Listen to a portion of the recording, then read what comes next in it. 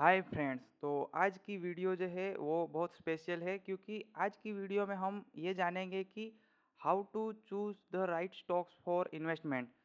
तो आज की ये वीडियो जो पूरी होने वाली है ये इन्वेस्टमेंट स्टॉक सिलेक्शन के बारे में होगी। तो कैसे हम सही स्टॉक्स में इन्वेस्ट कर सकते हैं और स्टॉक सिलेक्शन की आपको यहाँ पे स्ट्रेटजी में आपको बताने जा रहा हूँ। बहुत ही सिंपल है। तो सबसे पहले हम जो स्टॉक्स का एनालिसिस करेंगे किस तरीके से इसमें फॉलो करेंगे। तो सबसे पहले हम दीपक फर्टिलाइजर में देखेंगे, हम प्रीवियस चार्ट का एनालिसिस करेंगे। तो यहाँ पे देखो, जो मैं आपको समझाने जाने वाला हूँ वो आपको इस तरीके से होगा। अब देखो इस स्टॉक्स ने क्या किया, यहाँ से ऐसे कंटिन्यू मूवमेंट आया, फिर यहाँ से रिवर्स रिवर्स हो गया। रिवर्स होने के बाद यहाँ पे पूरा कंसोलिडेशन के बाद यहाँ से इसने फिर अब ये देखो, अब यहाँ से रिवर्स हुआ था, शार्प रिवर्स हुआ था। मतलब ये हमें क्या मिल गया, एक हमारा जो रेजिस्टेंस मिल गया, मतलब इस स्टॉक्स का ऑल टाइम हाई हो गया। और इस स्टॉक्स ने ये देखो ऑल टाइम हाई 2017 में लगाया था। उसके बाद इस स्टॉक्स ने दूसरी बार ऑल टाइम हाई के पास कब ये गया, 2021 21 में यहाँ पे ये फिर से इसी ऑल टाइम हाई के पास जाके ये ऑल टाइम हाई के पास गया। अब यहाँ पे क्या हमें देखना है, जैसे ही ये स्टॉक ऑल टाइम हाई के पास जाए ऐसे स्टॉक हमें फाइंड करने हैं। मतलब ये जो ऑल टाइम हाई जाने की प्रोसेस है ये कम से कम 2 साल की होनी ही चाहिए। उसी के बाद हम इस तरीके की सेटअप पे ट्रेड प्लान करेंगे। तो अब यहाँ पे देखो, ये जो अगर ऑल टाइम हाई के पास ये फिर से जाए और इसे कंटिन्यू में ही ब्रेक कर दे तो हमें यहाँ पे एंट्री नहीं बनानी है, हमें उस स्टॉक्स को छोड़ देना है, हमें देखना ही नहीं है। पहला रूल यही है। इसमें जो यहाँ पे गया, अब यहाँ पे आप देखो, अगर कोई कंटिन्यूएशन में यहाँ पे गया ये दूसरी कैंडल और ये कैंडल, मतलब अगस्त वाली जो रेड कैंडल दिख रही इसी के बीच यहाँ पे एंट्री करते तो उनका ऐसे लिए हिट हो जाता। तो हमें कंटिन्यूएशन में एंट्री ही नहीं बनानी है, हमें क्या करना है, यहाँ पे स्टॉक्स को होल्ड करने देना है। अब यहाँ पे देखो स्टॉक्स ने अगर देखे यहाँ पे 1 2 3 4 5 और 6 मंथ यहाँ पे स्टॉक्स ने होल्ड किया, तो हमें क्या चाहिए, इस जगह पे ये स्टॉक होल्ड करे, ऐसे कंटिन्यूएशन में आके ही ब्रेक नहीं करे 1 2 मंथ में ही। यहाँ पे कम से कम जितना टाइम यहाँ पे होल्ड करेगा उतना अच्छा। तो यहाँ पे जितना होल्ड करे उतना हमारे लिए अच्छा है। एक तरीके से अगर देखो तो आपको जिस मतलब एक पैटर्न भी दिखेगा जो है यहाँ पे एक तरीके से कप एंड हैंडल पैटर्न भी यहाँ पे बनते हुए दिखेगा। कई बार ये थोड़ा ऊपर भी जाएगा, ऐसा नहीं कि इसी लेवल के आसपास, ये थोड़ा ऊपर जाने के बाद फिर से रिटर्न हो, फिर पुल बैक दे, इस तरीके से भी ब्रेकआउट हो। तो हमें उस तरीके के स्टॉक्स को आइडेंटिफाई करके रखना है। और यहाँ पे देखो, ये कैंडल ने जैसे ही ब्रेकआउट दिया, हम इसका एसएल लगा के हम यहाँ पे ट्रेड प्लान कर सकते हैं। इसके हाई के ऊपर ये जो रेड कैंडल बनी है इसका जो हाई है उसके ऊपर हम बाई करेंगे।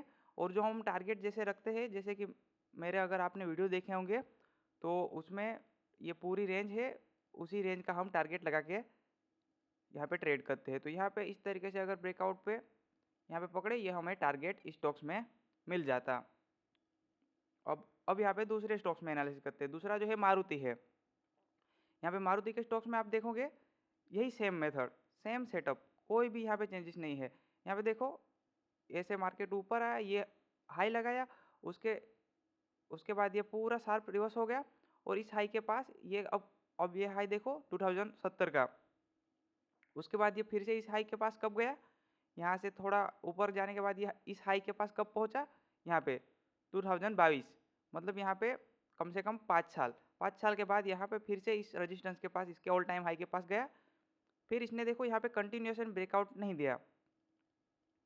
अब यहाँ पे देखो इसको मैं, ये हमें रेजिस्टेंस मिल गया एक ऑल टाइम हाई का, ये देखो ये हमें रेजिस्टेंस मिल गया। अब इसने क्या किया, यहाँ पे अगर इस तरीके कंटिन्यूएशन में जाता तो हम छोड़ देते, हमें देखना ही नहीं है।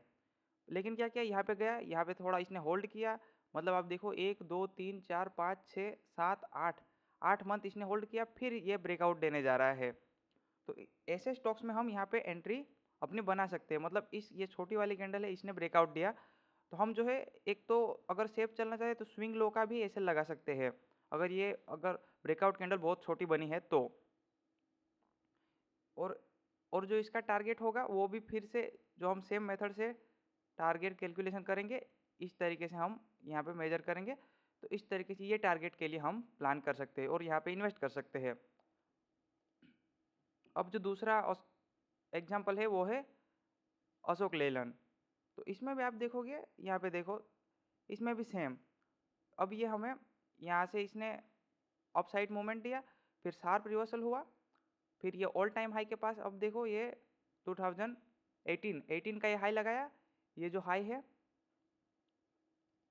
अब इस हाई को हम मार्क कर लेते हैं, इसको मैं यहाँ पे देखो ये हाई को हमने मार्क कर लिया। हमें क्या मिल गया, ये ऑल टाइम हाई है। और ऑल टाइम हाई के पास हमें क्या देखना है, यहाँ पे 2-3 साल के बाद यहाँ पे ऑल टाइम हाई को टच करे। तो यहाँ पे देखो पहले यहाँ से ऐसे मूवमेंट मिली, फिर यहाँ पे इस कैंडल 2022 में इसने इस कैंडल ऑल टाइम हाई को टच किया।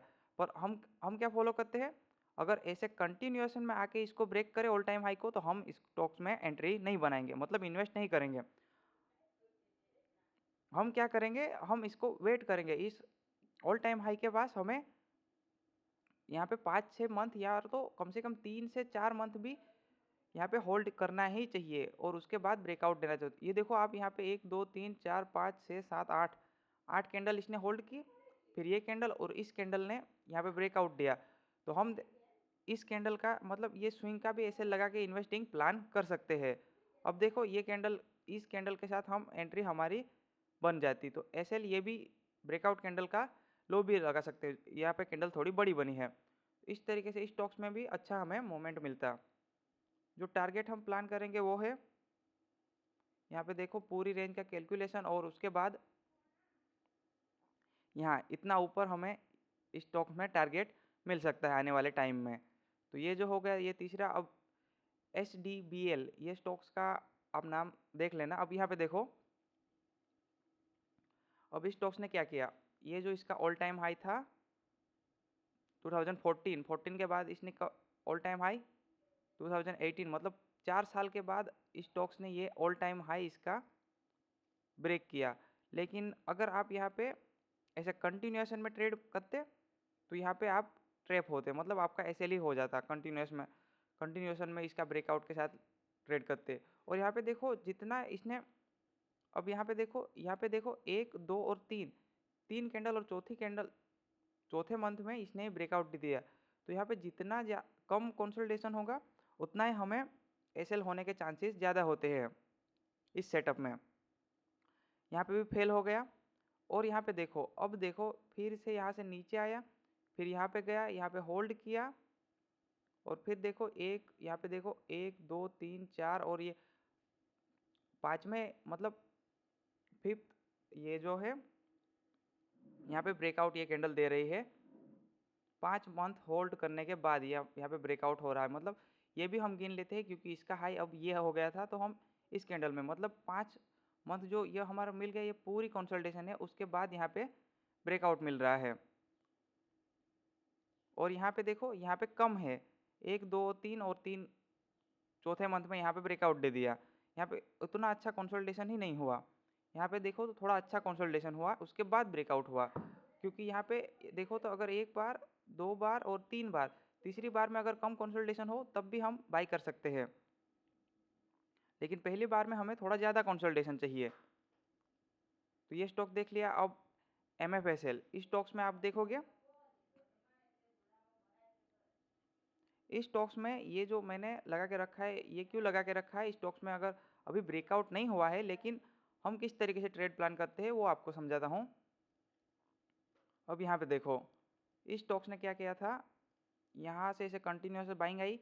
ये कब था, 2021 का ये हाई लगा, उसके बाद ये देखो यहाँ से शार्प,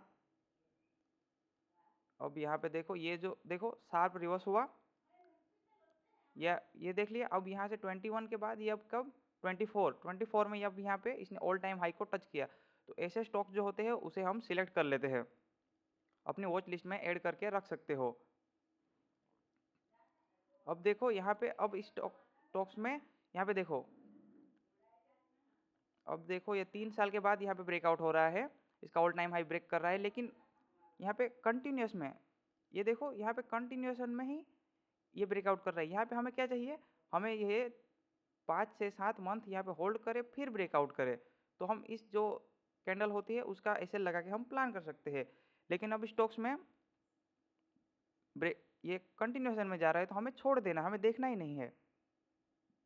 अब अगर ये स्टॉक ऐसा थोड़ा ऊपर जाए, फिर यहाँ से नीचे आए, फिर यहाँ पे 5-7 मंथ होल्ड करे और फिर ब्रेकआउट करे, तो हम यहाँ पे एंट्री अपनी बना सकते हैं।